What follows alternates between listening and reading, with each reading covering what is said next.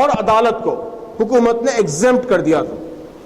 انا ہزارے کی ٹیم کا مطالبہ یہ تھا کہ یہ صحیح نہیں ہے، وزیر اعظم کو بھی اس میں شامل ہونا چاہیے، پارلیمنٹ کے ممبران کو بھی اس میں شامل ہونا چاہیے، اور عدالت یعنی ججوں کو بھی اس میں شامل ہونا چاہیے۔ اب سن 2011 کے دسمبر میں جو بل لوک سبھا میں پاس ہوا ہے، اس میں بالآخر حکومت نے بعض کنڈیشنز کے ساتھ، بڑی سخت کنڈیشنز ہیں لیکن ان کنڈیشنز کے ساتھ وزیر اعظم کو شامل کیا ہے۔ کنڈیشنز یہ ہیں کہ 6 ایریاز ایسے ہیں جن میں وزیر اعظم کے کسی فیصلے کی گویا شکایت نہیں ہو سکتی۔ اس میں فارن پالیسی ہے، اس میں انٹرنل سیکیورٹی ہے، ایکسٹرنل سیکیورٹی ہے، وغیرہ اس طرح کے کچھ معاملات۔ 6 جو معاملات ہیں اس کو ایگزمپٹ کیا گیا ہے، اور کہا گیا ہے کہ وزیر اعظم کے خلاف سنوائی اسی وقت ہوگی جب لوک پال کے 2/3 سے زیادہ ارکان اس سنوائی کے حق میں ہوں، یعنی سمپل میجورٹی کے ذریعے وزیر اعظم کے خلاف سنوائی نہیں ہو سکے گی، 2/3 میجورٹی درکار ہے۔ تو بعض کنڈیشنز کے ساتھ وزیر اعظم کے خلاف سنوائی کو انہوں نے قبول کر لیا ہے، لیکن پارلیمنٹ کے ارکان کے خلاف وہ کہتے ہیں کہ 7 سال کے بعد ہوگی، یعنی ان کی جب میعاد ختم ہو جائے گی تو اس کے 7 سال کے بعد پارلیمنٹ کے ارکان کے خلاف سنوائی ہو سکے گی۔ عدالت یعنی ججز کے خلاف سنوائی کو ابھی بھی انہوں نے قبول نہیں کیا ہے۔ تو یہ گویا پہلا بون آف کنٹینشن ہے جن لوک پال میں اور حکومت کے لوک پال میں۔ اب حکومت نے یہ بات بھی قبول کر لی ہے کہ جو کورٹ میں معاملہ پیش ہوگا تو کورٹ کو 1 سال کے اندر فیصلہ سنانا ہوگا، یعنی کورٹ لامحدود مدت تک، جیسا کہ ہمارے ملک میں رواج ہے، کسی مقدمے کو پرولونگ نہیں کر سکے گی، بلکہ 1 سال کے اندر اس کو فیصلہ سنانا ہوگا۔ سرکاری بل میں این جی اوز کو بھی شامل کیا گیا ہے، پہلے بھی شامل کیا گیا تھا، اور اب سن 2011 میں جو بل منظور ہوا ہے لوک سبھا میں، اس میں بھی این جی اوز کو بھی شامل کیا گیا ہے کہ این جی اوز بھی یہ لوک پال کے دائرے کے تحت آئیں گی، اور ان کے خلاف بھی اگر کوئی شکایت کرے گا تو اس کی سنوائی لوک پال کر سکے گا۔ انا کے بل میں این جی اوز کو کور نہیں کیا گیا ہے۔ انا ہزارے اور ان کی ٹیم یہ کہتی ہے کہ اگر این جی اوز کو آپ کور کریں گے تو اس سے سرکار کو جو ہے اپنے مخالفین کو ستانے کا موقع مل جائے گا، تو این جی اوز کو کور نہیں کیا گیا ہے، یعنی بعض جگہ سرکاری بل زیادہ مضبوط ہے تو بعض جگہ انا کا بل زیادہ مضبوط ہے۔ سرکار کے معاملے میں سرکار یہ کہتی ہے کہ وزیر اعظم کو شامل ہم نہیں کریں گے، ججز کو ہم شامل نہیں کریں گے، انا ہزارے کہتے ہیں کہ این جی اوز کو ہم شامل نہیں کریں گے۔ لیکن اب سب سے اہم چیز یہ ہے جو دونوں بل میں جو نقص پایا جاتا ہے کہ پرائیویٹ سیکٹر کو کسی بل میں بھی شامل نہیں کیا گیا۔ سرکار بھی پرائیویٹ سیکٹر کو شامل کرنا نہیں چاہتی، یعنی بڑے بڑی کارپوریشنز، ایم این سیز، ان کو سرکار بھی شامل نہیں کرنا چاہتی، اور انا ہزارے بھی شامل نہیں کرنا چاہتی۔ حالانکہ واقعہ یہ ہے کہ ہندوستان میں جتنا کرپشن سرکاری سیکٹر میں ہے، پبلک سیکٹر میں ہے، اس سے کہیں زیادہ کرپشن پرائیویٹ سیکٹر میں ہے، اس سے کہیں زیادہ کرپشن پرائیویٹ سیکٹر میں ہے، بلکہ پبلک سیکٹر میں، سرکاری سیکٹر میں بھی جو کرپشن ہے اس کی ایک بڑی وجہ multinational corporations private sector ہی ہے۔ آج جو اے راجا اور فلاں فلاں کرپشن کے الزامات میں ماخوذ ہیں تو اس کی وجہ کیا ہے؟ اس کی وجہ یہ ہے کہ بڑی بڑی کمپنیاں جو انلیگل طریقے سے 2G اسپیکٹرم 3G اسپیکٹرم حاصل کرنا چاہتی تھی، انہوں نے رشوت دی اور ناجائز طریقوں سے اپنے کنٹیکٹس منظور کرانے کی انہوں نے کوشش کی۔ تو جتنا کرپشن سرکاری سیکٹر میں ہے اس سے کہیں زیادہ کرپشن پرائیویٹ سیکٹر میں ہے۔ روزانہ ہم واقعات سنتے ہیں کہ پائلٹ کے لائسنسز فیک ہیں، بڑی بڑی ایئر لائنز کام کر رہی ہیں، فیک پائلٹ کے لائسنس پورے یعنی عوام کی زندگیوں سے کھیلا جا رہا ہے۔ ملٹی نیشنل کمپنیاں ایسے کاسمیٹکس بنا رہی ہیں، غذاؤں میں ایسی بدترین ملاوٹ ہے کہ جس سے کینسر جیسے مہلک امراض کا خدشہ ہے، بار بار رپورٹیں ہمارے علم میں آتی رہتی ہیں۔ دودھ کے بارے میں کہا جاتا ہے کہ ڈیری کا کوئی دودھ محفوظ نہیں ہے، یوریا اور اس جیسی کئی زہریلی چیزیں اس میں ملائی جا رہی ہیں، اس کی ملاوٹ ہے۔ فارماسیوٹیکل سیکٹر، دلی کے بارے میں کہا جاتا ہے کہ وہاں 30 سے 40% دوائیں جو میڈیکل اسٹورز میں بکتی ہیں وہ فیک دوائیں، یعنی سمپل چونے کی گولیاں بنا کر کینسر کے ڈرگز کے نام سے، ہارٹ کے ڈرگز کے نام سے، لائف سیونگ ڈرگز کے نام سے بیچا جا رہا ہے۔ 30-40% دوائیں کہتے ہیں کہ فیک ہیں۔ ہاسپٹلز میں غلط آئی سی یو، غلط ڈائلسس، یہ سب طریقے آئے دن اخباروں میں آتے رہتے ہیں۔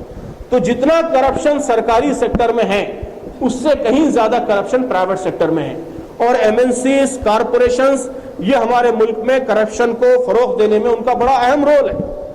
اہم رول وہ پلے کر رہی ہیں، لیکن اس کے باوجود نہ انا اس کو لوک پال کے دائرے کے تحت لانا چاہتے ہیں اور نہ سرکار اس کو لوک پال کے دائرے کے تحت لانا چاہتی ہے. دونوں کے بلز میں کارپوریشن مائنس.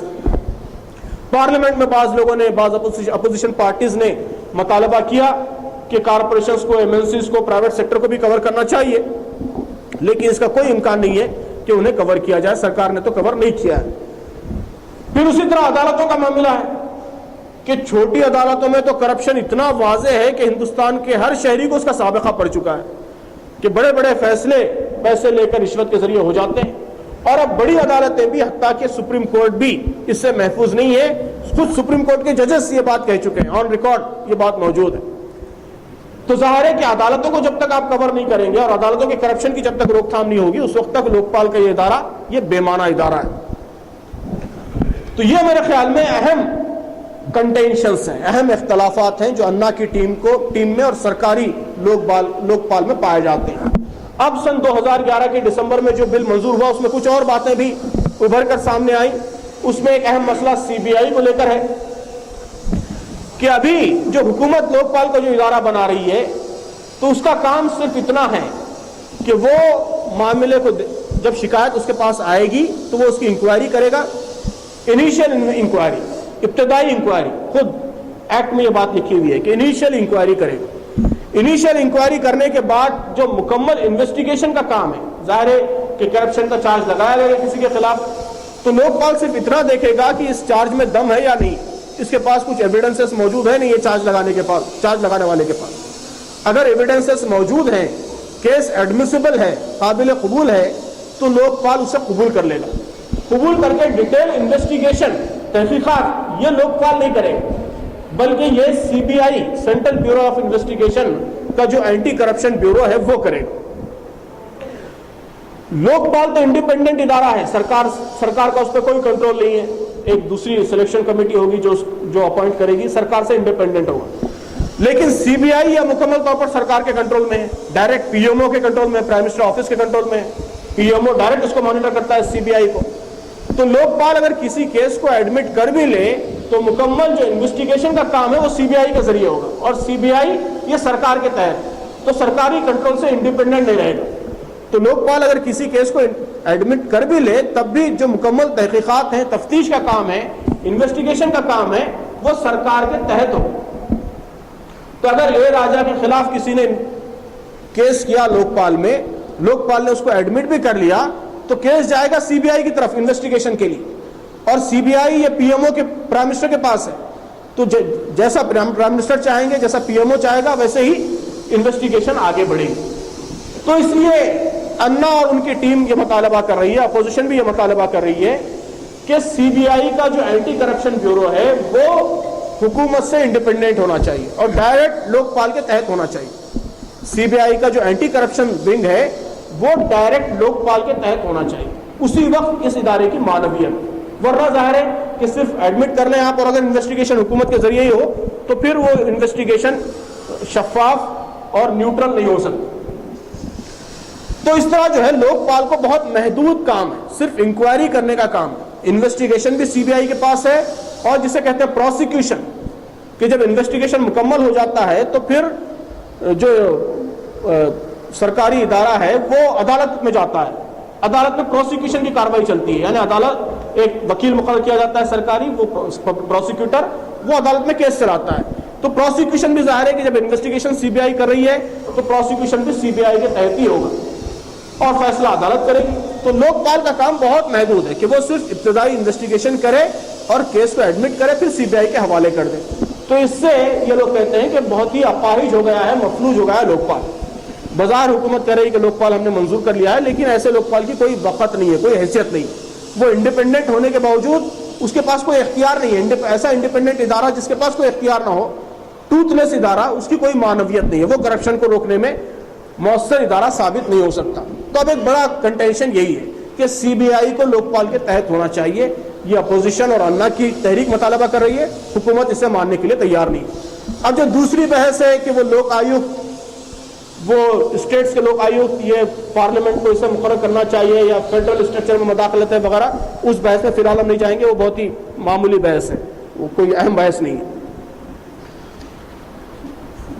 اب یہ میں نے پہلے تو مختصراً آپ کو لوک پال کی تاریخ بتائی، اور پھر اس کے بعد ہندوستان میں جو لوک پال کی بحث چل رہی ہے انا کی ٹیم اور حکومت کے درمیان، اپوزیشن اور حکومت کے درمیان کیا اختلافات ہیں، اس کی مختصر تفصیل آپ کے سامنے بیان کی ہے۔ اب ہم آتے ہیں اسلام پر۔ یہ جرائم کی روک تھام اور زمین میں فساد کے خاتمے کا اسلامک اپروچ کیا ہے؟ تو اس ذیل میں عزیزان گرامی دو اہم باتیں۔ پہلی بات تو یہ ہے کہ اسلام جرائم کی روک تھام کے لیے سب سے زیادہ جس چیز پر زور دیتا ہے وہ عقائد، کہ اسلام کہتا ہے کہ صرف انسٹیٹیوشنز کے ذریعے، اداروں کے ذریعے جرائم کا مکمل خاتمہ ممکن نہیں۔ جرم، برائی یہ کنٹرول ہو سکتی ہے تو آدمی کے ایک ایک انڈیویجول کے اپنے ول پاور سے کنٹرول ہو سکتی ہے۔ تو اسلام اللہ پر یقین ایک ایک آدمی کے اندر پیدا کرتا ہے، مرنے کے بعد جواب دہی کا احساس ایک ایک آدمی کے اندر پیدا کرتا ہے، اسے خود اس قابل بنتا ہے کہ وہ خود اپنی مرضی سے، اپنے ول پاور سے جرائم سے بچا رہے، گناہوں سے بچا رہے۔ مولانا مودودی نے بہت خوبصورت لفظ اس کے لیے استعمال کیا ہے کہ اسلام ہر انسان کے دل کے اندر پولیس کی چوکی قائم کر دیتا ہے، کہ پولیس اسٹیشن کتنا ہی مؤثر بنائیں، کتنا ہی مؤثر آپ ادارہ بنائیں، بہرحال اس کی ریچ کی ایک لمٹ ہے۔ وہ آپ کے بیڈ روم میں جھانک کر نہیں دیکھ سکتا کہ آپ کیا کر رہے ہیں۔ آپ اگر سارے ڈپارٹمنٹ کے لوگوں سے ملی بھگت کر کے سب کو اپنی سازش میں شامل کر کے کام کر لیں، پولیس کو بھی بھتہ دیں، لوک پال کو بھی بھتہ دیں، وزیر کو بھی بھتہ دیں، تو پھر اس جرم کو پکڑنے اور اس کو منظر عام پر لانے کا کوئی طریقہ باقی نہیں رہتا۔ یہی کچھ اس ملک میں ہو رہا ہے۔ تو کتنا ہی مؤثر آپ ادارہ بنا لیں، کتنی ہی ایفیکٹو پولیس بنا لیں آپ، اس کی بہرحال ایک لمٹ ہے۔ تو مولانا مودودی نے بہت صحیح کہا، اور یہی اسلام کا اپروچ ہے کہ جرم اسی وقت ختم ہو سکتا ہے جب ایک ایک آدمی کے سینے کے اندر، اس کے دل کے اندر پولیس کی چوکی قائم ہو جائے۔ اسلام یہی کرتا ہے کہ آخرت کا خوف، مرنے کے بعد کی زندگی کا یقین، جنت دوزخ کا یقین، یہ ایک ایک انسان کے دل کے اندر پولیس کی چوکی قائم کر دیتا ہے۔ وہ خود اپنی مرضی سے جرم سے بچتا ہے۔ تو عقائد کا معاملہ ہے، اور عبادات اس عقیدے کو ہمیشہ زندہ رکھنے کا ذریعہ ہے، کہ عبادات کے ذریعے اسلام یہ کرتا ہے کہ ان عقائد کو ہمیشہ تازہ رکھتا ہے، فریش رکھتا ہے۔ کہ آپ آفس میں جا کر بیٹھ گئے ہیں، وہاں کی مصروفیات ہیں، وہاں کے پریشرز ہیں، وہاں کے کام کے طور طریقے ہیں، دوسرے لوگوں کی برائیاں ہیں، تو یہ سب آپ